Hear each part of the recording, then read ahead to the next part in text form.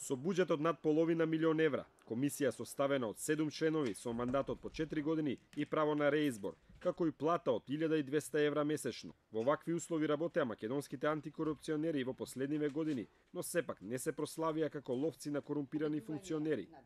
Крупните риби останаа надвор од радарот на Државната комисија за спречување на корупција, а оние ситните пак беа откривани само за да се набилда статистиката на оваа институција.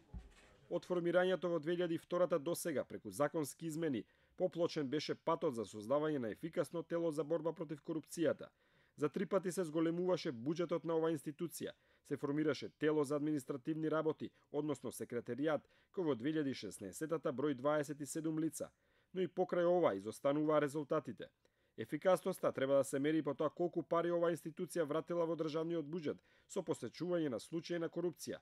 Ако во 2007 сумата е 1 милион евра вратени незаконски стекнати пари, во наредните години сумата се движи од само неколку илјади евра до стотина илјади. Досега 3 пати е менувана и должината на мандатот на членовите и можноста за реизбор. На почетокот, антикорупционерите бере избирани за период од 4 години без право на реизбор. Потоа мандатот им се зголеми на 5 години, а во моментов е 4 години со право на повторен избор. Председателот се бира од редовите на членовите со мандат од 1 година. Од ноември 2010 председателот добива право на повторен реизбор. До 2004 членовите земаа по 2 просечни плати, а од 2010 платата им е зголемена и коефициентот за пресметка е од 3 до 3,3 пати поголема плата од просечната. За својата работа членовите на Државната комисија одговараат пред собранието. Антикорупционерите може да бидат разрешени ако самите тоа го побараат, ако бидат осудени над 6 месеци затвор и во случај на деловна неспособност. Но каква антикорупцијски ни е потребна на Македонија? Со еден збор ефикасна. Македонскиот центар за меѓународна соработка во рамки на проектот следење на работата на Државната комисија за спречување на корупција, заедно со представници на граѓански организации од платформата за борба против корупција, креираа своевиден модел на тоа како треба да изгледа идната антикорупцијска комисија на Македонија. Се предлага намалување на бројот на членови од 3 до 5 члена.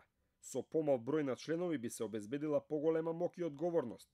Како репер е земен словенечкиот модел, каде Државната комисија е составена од председател и двајца заменици.